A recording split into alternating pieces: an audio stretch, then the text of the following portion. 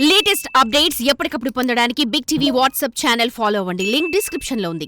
ఇప్పుడు బంగ్లాదేశ్ రాజ్యాంగం నుంచి సెక్యులర్, సోషల్ అనే పదాలు కూడా తీసేయాలనే డిమాండ్ వస్తోంది. ఇదే జరిగితే బంగ్లాదేశ్ పూర్తిగా మారిన ఇస్లామిక్ దేశంగా కనిపిస్తుంది అనడంలో సందేహం లేదు. ఇప్పటికే తూర్పు పాకిస్తాన్గా పేరున్న బంగ్లాదేశ్ నిజంగానే మరో పాకిస్తాన్లా మారుతుందనే అభిప్రాయం కూడా లేకపోలేదు. అందుకే భారత్ పక్కలో బంగ్లాదేశ్ కూడా బల్లెంగా తయారవుతుందనే అనుమానాలు వ్యక్తమవుతున్నాయి.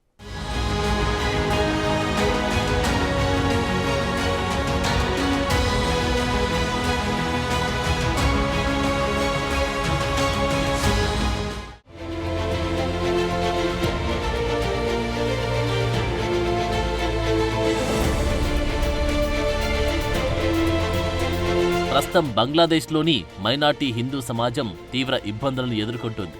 హిందువులపై దాడులతో మొదలైన ఈ వివక్ష తర్వాత ఇటీవలి కాలంలో భారత్కు చేపల ఎగుమతిపై కూడా బంగ్లాదేశ్ పరిమితులు విధించింది. ఆ తర్వాత ఇటీవల దసరా ఉత్సవాల సందర్భంగా నమాజ్ సమయంలో దుర్గా పూజల నిషేధం విధించాలంటూ డిమాండ్ కూడా వచ్చాయి. రాడికల్ ఇస్లామిక్ గ్రూపులు పండగలో నిర్వహించి బహిరంగ వేడుకలను వ్యతిరేకించాయి. అలాగే ప్రతి ఏటా దుర్గా పూజ పండుగ కోసం దేశవ్యాప్తంగా ఇచ్చే సెలవులు కూడా నిషేధించాలని కోరాయి. దీనికి ముందు ఢాకాలోని సెక్టార్ 13వ అతివాద గ్రూపులు హిందువులకు వ్యతిరేకంగా ఒక భారీ కవాతును నిర్వహించాయి. దుర్గా పూజ కోసం హిందువులు ప్లే గ్రౌండ్ ని ఉపయోగించడాన్ని వ్యతిరేకిస్తూ పెద్ద ఎత్తున ప్రదర్శనలు చేశారు. సంవత్సరాల తరబడి ఆ వేదికపై దుర్గా పూజను జరుపుకునే హిందువులు దీనిపై తీవ్ర నిరసన వ్యక్తం చేశారు. ఈ నేపథ్యంలోనే బంగ్లాదేశ్ వ్యాప్తంగా వివక్షకు వ్యతిరేకంగా హిందువులు పోరాడాల్సిన పరిస్థితి వచ్చింది.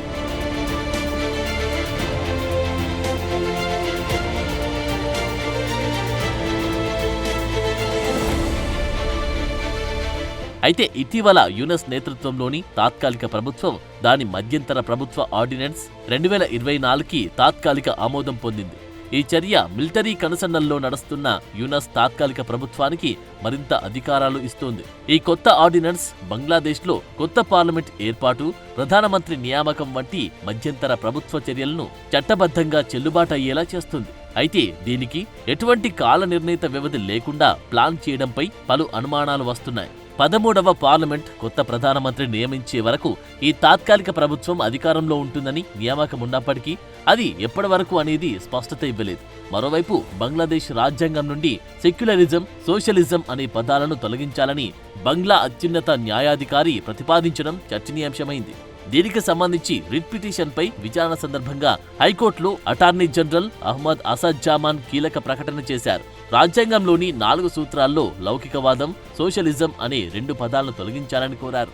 అయితే దీనిపై మధ్యంతర ప్రభుత్వం స్పందించాలని కోర్టు కోరింది. ఒకవేళ యూనస్ దీనికి ఓకే అంటే బంగ్లాలో లౌకికవాదం, సోషలిజం కనుమరుగై పూర్తి స్థాయిలో ఇస్లామిక్ స్టేట్ స్థాపన జరిగే అవకాశం ఉంది.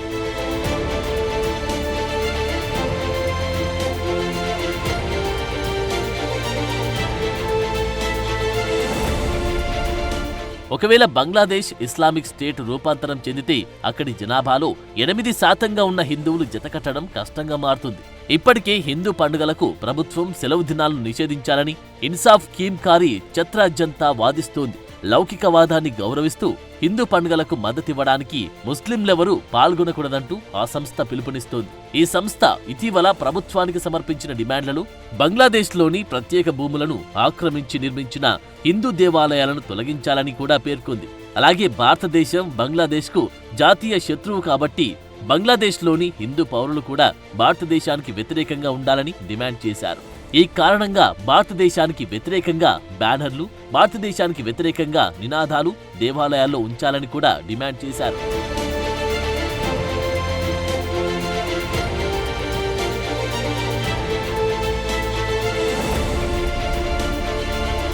ప్రస్తుతం బంగ్లాదేశ్లో నెలకొన్న పరిస్థితుల్ని చూస్తుంటే భారత్ పక్కలో మరో ముప్పు ఉందనే సంకేతాలు బలంగానే కనిపిస్తున్నాయి.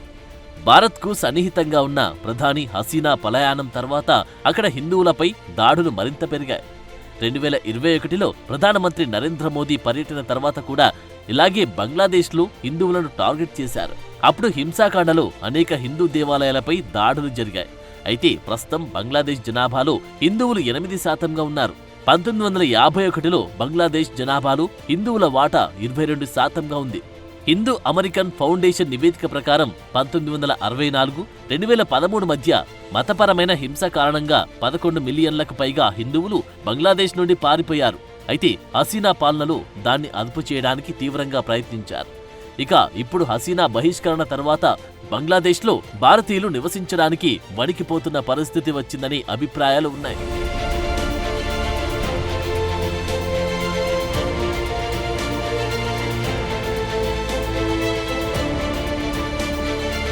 బంగ్లాదేశ్తో దాదాపు 4096 కిలోమీటర్ల పొడవైన భూమి, నదీ సరిహద్దును పంచుకుంటున్న భారత్కు ఇది అత్యంత కీలకమైన అంశం. బంగ్లాదేశ్లో పరిస్థితికి పాకిస్తాన్కు చెందిన శక్తులు కారణమా కాదా అనే అంశంపై ఇప్పటికే భారత్ అధికారికంగా ఎలాంటి కామెంట్లు చేయలేదు. అయినప్పటికీ హసీనా పలాయనం నుండి భారత్పై బంగ్లాదేశీలు కోపం పెంచుకోవడానికి బయటి హస్తం ఏదో ఉందనే అనుమానాలు లేకపోలేదు. అయితే బంగ్లాలో ఇటీవల విద్యార్థుల ఆందోళన తారస్థాయికి చేరుకోవడానికి, పాలనా మార్పు కోసం ఒక ఉద్యమంగా మార్చడానికి బంగ్లాదేశ్ ప్రతిపక్ష బీఎన్పీ పార్టీ, జమాతే ఇస్లామీ పనిచేశాయని భారత్ బలంగా నమ్ముతుంది. అందులోనూ ఈ రెండు పార్టీలు చారిత్రాత్మకంగా పాకిస్తాన్, చైనాలతో సన్నిహిత సంబంధాలు ఉండాలని వాదించిన పార్టీలు. గతంలో భారతదేశం ప్రతిపాదించిన రెడ్ లైన్లను కూడా స్పష్టంగా ఉల్లంఘించిన పార్టీలు. గతంలో హసీనాకు భారత్ మద్దతును తీవ్రంగా వ్యతిరేకించాయి. భారతదేశానికి వ్యతిరేకంగా బంగ్లాదేశ్లో జాతీయవాద, మతపరమైన భావాలను రెచ్చగొట్టారు. గతంలో బీఎన్పీ నాయకులు ఇండియా అవుట్ ప్రచారం కూడా నిర్వహించిన సందర్భాలున్నాయి. అయితే రాబోయే రోజుల్లో ఇవే పార్టీలు అక్కడ ప్రభుత్వం చేపట్టే అవకాశముంది. ఈ నేపథ్యంలో బంగ్లాదేశ్ భారత వ్యతిరేక వైఖరి వెనుక ఇస్లామిక్ సంస్థల హస్తముందని అనుమానాలు వస్తున్నాయి.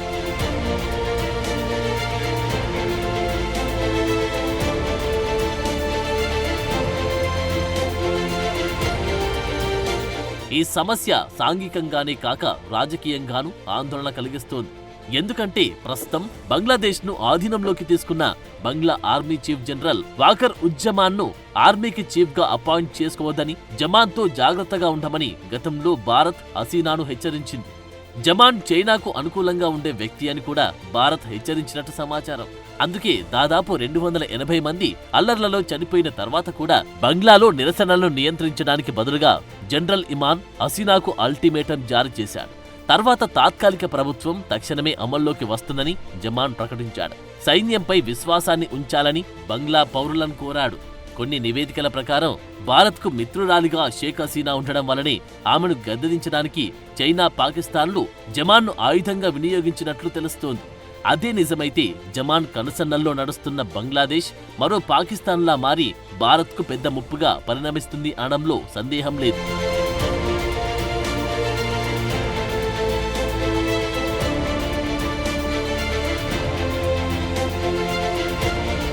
(1971) పాకిస్తాన్ అధికారం నుండి బంగ్లాదేశ్ స్వాతంత్ర దేశంగా ఏర్పడినప్పటి నుండి పాక్ బంగ్లాను తూర్పు పాకిస్తాన్ గాని పరిగణిస్తూ వచ్చింది. అందులోనూ షేక్ హసీనా తండ్రి బంగ్లాదేశ్ జాతిపిత అయిన షేక్ ముజిబుర్ రెహమాన్ అంటే పాకిస్తాన్కు దాదాపు శత్రువన్నట్ల లెక్క. అలాంటిది ఆయన కుమార్తె దేశం నుండి పారిపోవడం అంటే పాకిస్తాన్కు పండుగేనని చెప్పక తప్పదు. ఇక ఇప్పుడున్న పరిస్థితుల్లో పాకిస్తాన్ బంగ్లాను తన సిద్ధాంతాల ప్రకారం ఇస్లామిక్ సంస్థల ద్వారా పరోక్షంగా ప్రభావితం చేస్తుందనే అనుమానాలున్నాయి. ఈ నేపథ్యంలో భారతదేశానికి పశ్చిమాన ఒరిజినల్ పాకిస్తాన్, తూర్పున ఈస్ట్ పాకిస్తాన్ గా ఉన్న బంగ్లాదేశ్లు కలిస్తే భారత్కు ముందు నొయ్యి వెనుక గొయ్యిలా ఉంటుంది. మరి భవిష్యత్తులో ఈ పరిణామాలు ఇంకెన్ని తలనొప్పులకు దారితీస్తాయో చూడాలి.